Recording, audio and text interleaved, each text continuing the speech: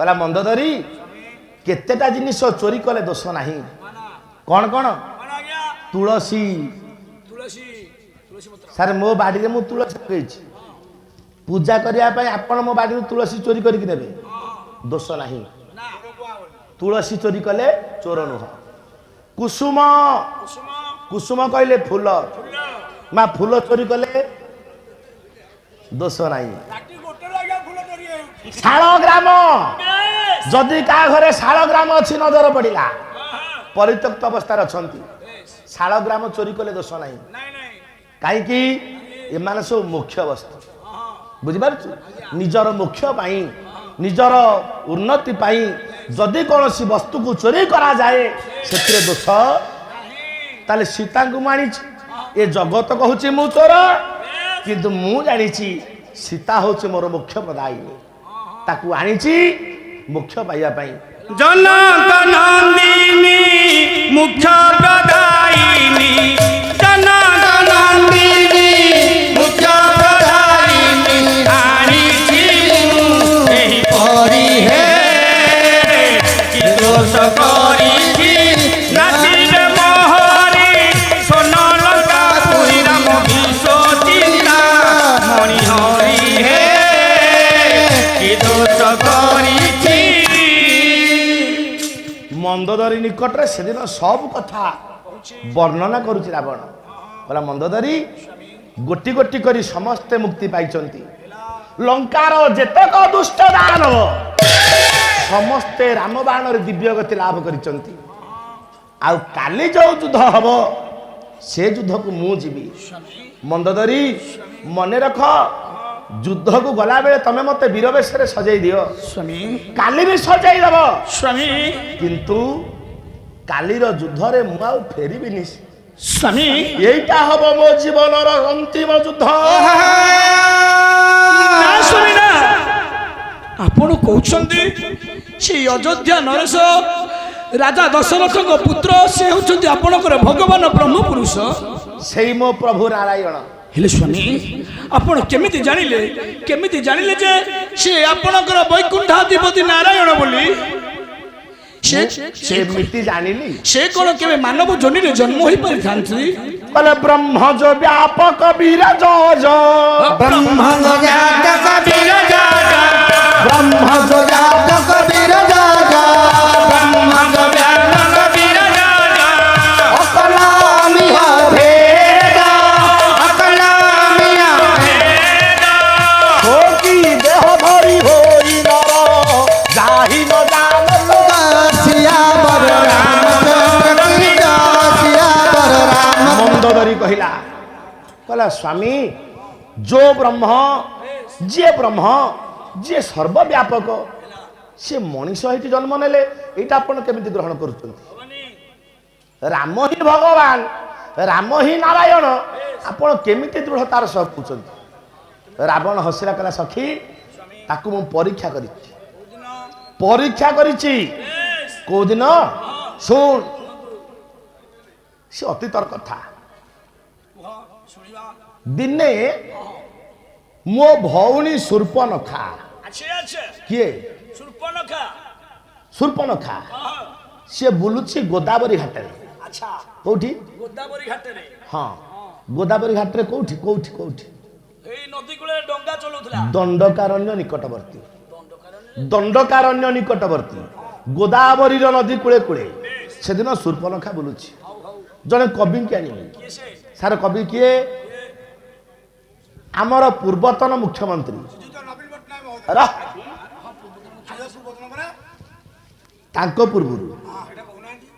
पूर्वतन मुख्यमंत्री श्रीजुक्त जानकी वल्लभ पट्टनायक माँ बापा किए गोकुलानंद पट्टनायक पुओ झील न थाए गोकुलानंद पट्टनायक जड़े कवि गोटे बही लिखुता ठाकुर हेले रामेश्वर महादेव पाद तले से बहीटा पूर्णांग करी प्रभु पाद समर्पण करदे रामेश्वर कल्याण है रामेश्वर आशीर्वाद रु गोकुलानंद पट्टनायक गोटे योग्य पुओ पाइले पुओट ना देले कौन जानकी बल्लभ बहिर ना कर देले बहिर नाम देले जानकी बल्लभ विलास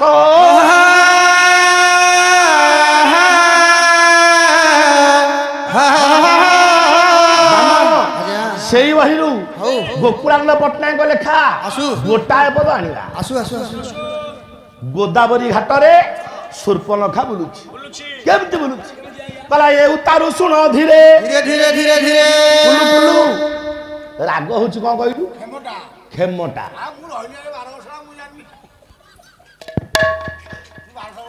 राग खेमटा ता बाजा दे परिउ कला ए उतारू सुन धीरे दिने गोदावरी धीरे रे भरा दिने गोदावरी धीरे बोलुथिला देखते देखिला रे दिने गोदावरी घाटरे सूर्पनखा बुलुची नजर पड़िला गोदावरी नदीर सरु सरु बाली उपरे किछि मणिशंकर पाद चिन्ह पड़िछि कौन पड़िछि कहला मानवर पाद चिन्ह मानवर पाद चिन्ह चिन्हिला करी बिचण रे भला चिन्हिला करी बिचण चिन्ह अनुसारी गला जाई देखिला रे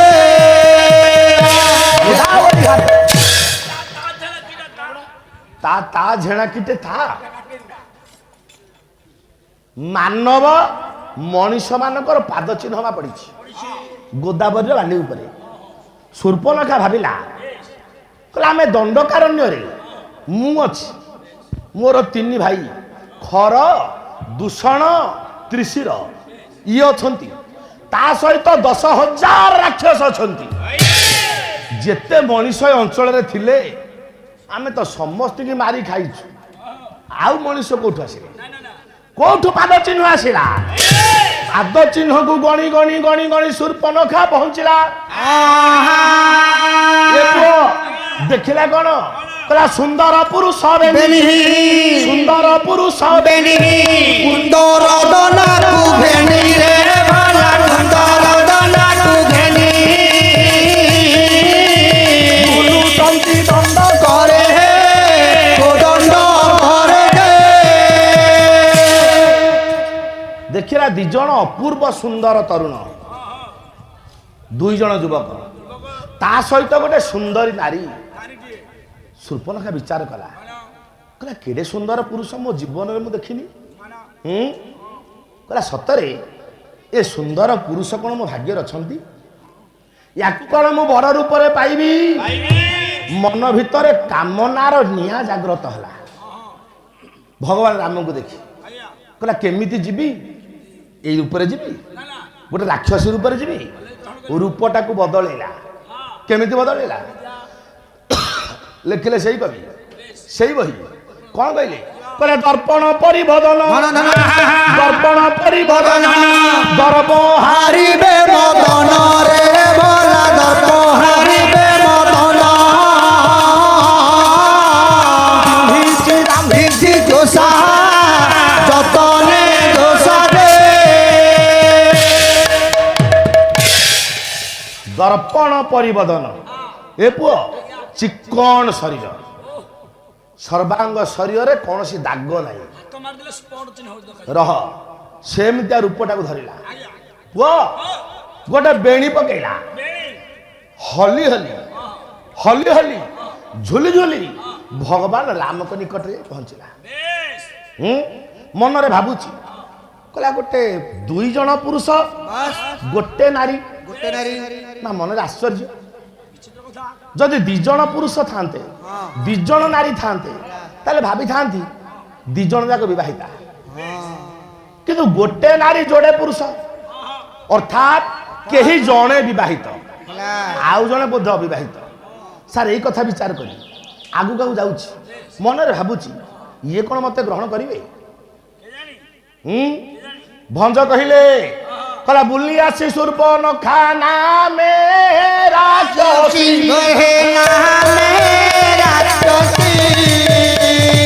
ବୃକ୍ଷାନ୍ତରେ ବସି ରହି ହୋଇ ଲାତୋଷୀ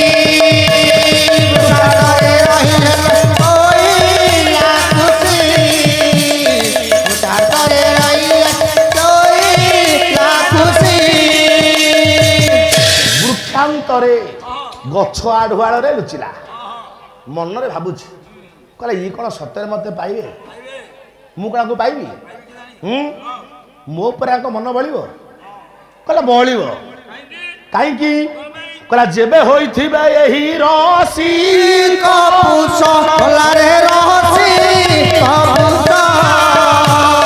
ବଳାଇକି ସକିଆରେ ସେ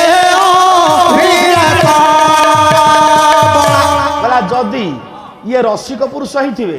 ତାହେଲେ ନିଜ ସ୍ତ୍ରୀ ଥାଉ ମତେ ଗ୍ରହଣ କରିବେ କେମିତି ଗୋଟେ ଉଦାହରଣ ସେଠି ଭଞ୍ଜ ଥଇଲେ କଣ କହିଲେ କହିଲା ବିଚାରିଲା ଭୃଙ୍ଗ ପୁଣି ମାଳ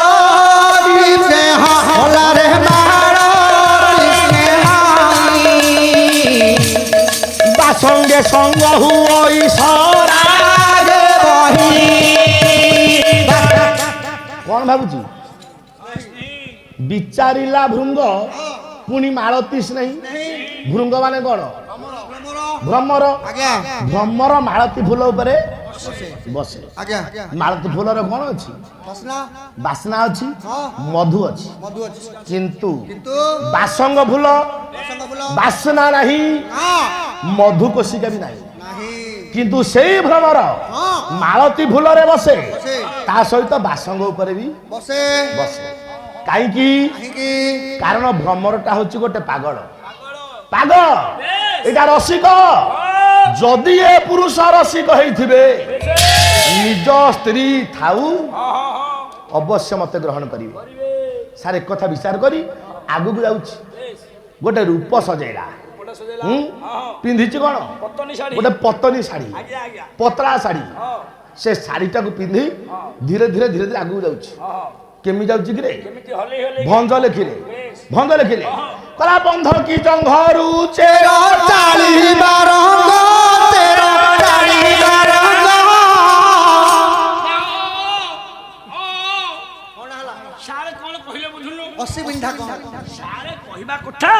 ତୁ ଗୋଟେ ପତଳା ଶାଢୀଟିଏ ପିନ୍ଧି ସୁପନକା ହଲେଇ ହଲେଇ ଗେଲେଇ ଗେଲେଇ ହେଇକି ଯାଉଛି ତାର ଅଙ୍ଗ ଆଭୂଷଣ ପୁରା ବାହାରକୁ ପରିଷ୍କାର ଭାବେ ଦେଖାଯାଉଛି ପତନି ଶାଢୀଟା ପିନ୍ଧିକିରି କେଇଭଳି ନାଚି ନାଚି ହଲେଇ ହଲେଇ ଗେଲେଇ ଗେଲେଇ ଯାଉଛି ପରିଷ୍କାର ଦେଖାଯିବ ଆଜ୍ଞା କହୁଥିଲେ ଗାୟକ ବର୍ଗ ନାଚିବେ ବୋଲି ଦେଖେଇ ଦବା ଟିକେ ନାଚିକି ଆଉ ଦେଖା ତୁ ନାଚ ବହୁତ ଭଲ ରୋଲ କରୁଛୁ ନାଚ ପାଟିକା ଦେଖେଇ ତୁ ଆମ ମେଳରେ ପୋଖରୀ ବାଳିଆ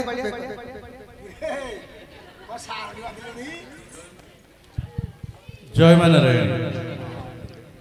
କିଛି ପୁରସ୍କାର ଗାୟକ ମହାସଂଘ ଆମର ହସ୍ତ ଦେଇଛି ସ୍ୱର୍ଗତ ନୃସିଂହଚରଣ ସେନାପତିଙ୍କର ପରିବାର ତରଫରୁ 370 ଟଙ୍କା ଗାୟକ ମହାସଂଘ ପୁରସ୍କାର ଆସିଛି ନୀଲୁ ବେହେରା ପତ୍ରକଣା 100 ଟଙ୍କା ବିଶିଷ୍ଟ ସମାଜସେବୀ ଆମ ଅଞ୍ଚଳର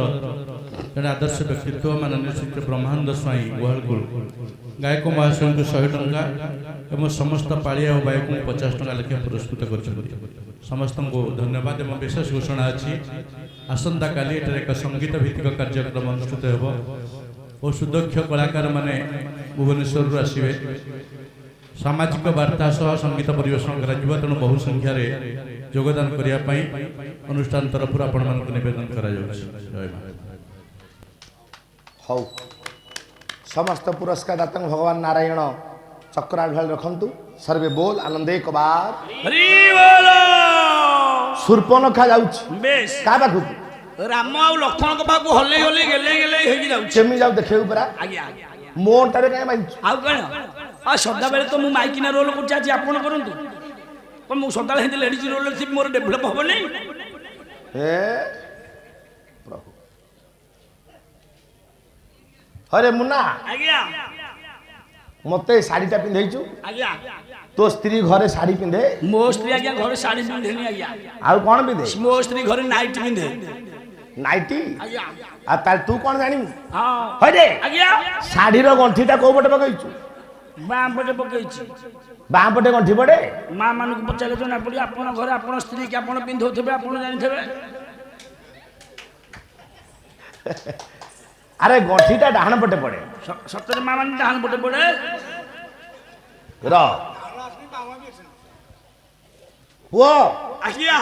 ସୂର୍ପନଖା ଯାଉଛି ଓହୋ ପିନ୍ଧିଛୁ ଗୋଟେ ପତନି ଶାଢୀ ପତଳା ଶାଢୀ କେମି ଯାଉଛି କେମିତି ଭଞ୍ଜ ଲେଖିଲେ ହଁ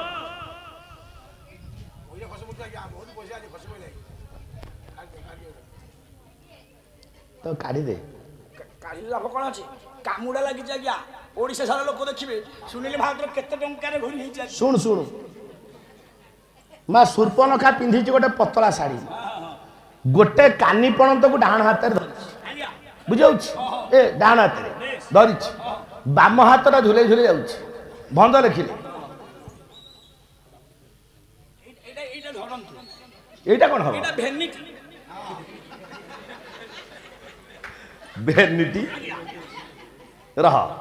ସୂର୍ପନଖା ଯାଉଛି କେମିତି ଯାଉଛି ଏଇଟା ରଖିବ କେମିତି ଯାଉଛି ଏଇ ଆଟାଜର ବଡ ଭେନିଟି ହେଇଗଲା ତ କାନ୍ଧେଇବାକୁ ପଇଲା ହେଇଥିରେ ହେଲା ର ଭଞ୍ଜ ଲେଖିଲେ କଲା ବନ୍ଧ କି ଜଙ୍ଘରୁ ଚେଳ ଚାଳିବା ରଙ୍ଗ ଚେର ଚାଳିବା ରଙ୍ଗ ସତେ ମନ ମାତଙ୍ଗ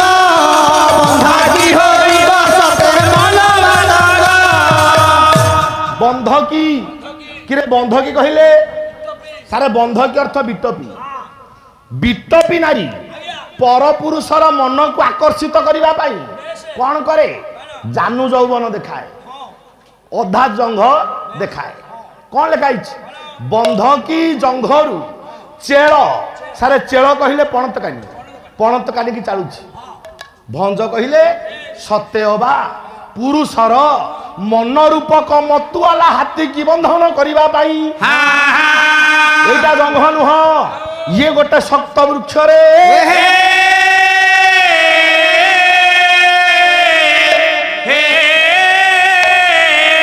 ବନ୍ଧ କି ଜଙ୍ଘରୁ ଚେର ଚାଳିବା ରଙ୍ଗ ଚେର ଚାଳିବା ରଙ୍ଗ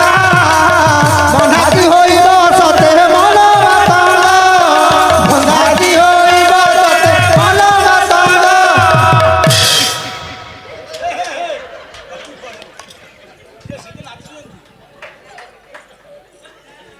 ମୁଁ ତ ନାଚୁଛି ତୁ କାହିଁକି ତଳେ ଗଡୁଛୁ ଆପଣ କହିଲେ ସୁପର୍ଣ୍ଣକା ପତଳା ଶାଢୀ ପିନ୍ଧିଛି ଅଙ୍ଗ ଆଭୂଷଣ ବାହାରକୁ ଦେଖାଯାଉଛି ମୁଁ ତଳେ ସେରେଣ୍ଡିକି ଦେଖୁଥିଲି ତାର ସବୁ କୋଉ କୋଉ ଅଙ୍ଗ ଦେଖାଯାଉଛି ଭଦ୍ର ନାଇଁ କାଢିଦିଅ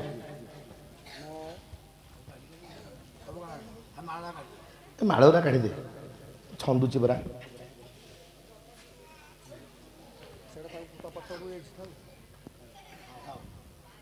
ଚାହିଁଦେଲେ ଭଗବାନ ରାମ ଆରେ ଜଙ୍ଗଲ ଭିତରେ ଏଇଟା କିଏ କିରେ ବିଚିତ୍ର ଜୀବ କଙ୍ଗାରୁ ଆଜି ପର୍ଯ୍ୟନ୍ତ ଜଙ୍ଗଲ ଭିତରେ ତୁ ଏମିତିଆ କାହାକୁ ଦେଖିନି ଏଇଟା କିଏ ହଲି ହଲି ଆସୁଛି ସୂର୍ପନଖା ଯାଇ ଭଗବାନ ରାମଙ୍କ ନିକଟରେ ପହଞ୍ଚିଲା ରାମଙ୍କ ପାଖରେ ପହଞ୍ଚିଲା ରାମ ପଚାରିଲେ କହିଲେ ହେ ଆର୍ଯ୍ୟ ଆପଣ କିଏ ଆପଣଙ୍କ ପରିଚୟ କ'ଣ hi hi handsome you are very beautiful boy please cooperate me please cooperate me ଆରେ ତୁ କିଏ ମତେ ତମେ ଚିହ୍ନି ପାରୁନା ତୋ ନାଁ କ'ଣ ମୋ ନା ତାହେଲେ ମୁଁ ପରିଚୟ ଦଉଛି ତମେ ଶୁଣ ସୂର୍ପନଖା ପରିଚୟ ଦଉଛି ହେଲା ସାରେ କ'ଣ ପରିଚୟ ଦେଲା ହଁ ହଁ ତୁଳସୀ ଦାସ କହିଲେ କହିଲେ ନାମ ସୂର୍ପନଖା ରାବଣ କେ ବହିনী ଦୁଷ୍ଟ ହୃଦୟ ଦାରୁଣ ଯଶ ଅହିনী জয় জয় রাম রাম শ্রিয়া রাম প্রিয়া রাম জয় জয় রাম আরে সূর্পনখা কহিলা রাম পচারিলে হ্যাঁ বলে তু কিয়ে ମୋ ନାଁ ହଉଛି ହଉଛି ସୁପର୍ଣ୍ଣଖା,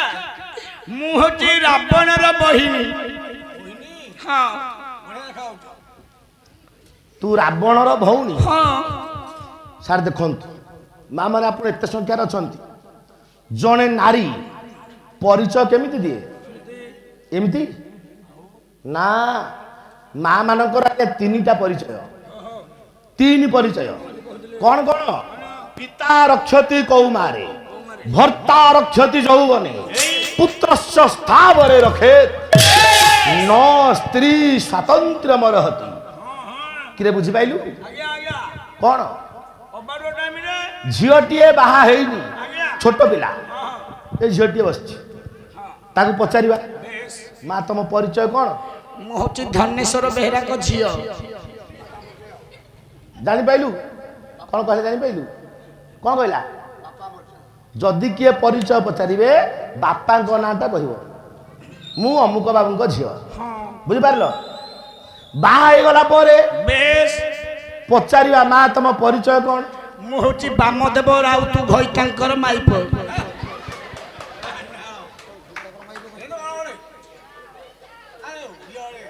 ଘଇତାଙ୍କର ମାଇପ। ଆଚ୍ଛା, ତାମାନେ ସ୍ତ୍ରୀ ସ୍ୱାମୀର ପରିଚୟ ଦିଏ ହିଲ ବାହା ହେଲା ପରେ। ବୟସ ଖସିଗଲା, ବେଶ ବୁଢୀ ହେଇଗଲୁ, ପଚାରିବା, ମା ତମ ପରିଚୟ କଣ? ତମେ କିଏ? ମୁଁ ହଉଛି ସନ୍ତୋଷ ବେହେରାର ମା। ହଁ, ମା ବୁଝିପାରିଲ? ତିନିଟା ପରିଚୟ। ଅବିବାହିତ ସମୟରେ ବାପାଙ୍କ ପରିଚୟ, ବାହା ହେଇ ସାରିଲା ପରେ ସ୍ୱାମୀଙ୍କ ପରିଚୟ, ଆଉ ବୁଢୀ ହେଇଗଲା ପୁଅର ପରିଚୟ। ଆଜ୍ଞା ତାହେଲେ ଶୂର୍ପଣଖା କଣ ପରିଚୟ ଦେଲା? କଣ କଣ କହିଲା?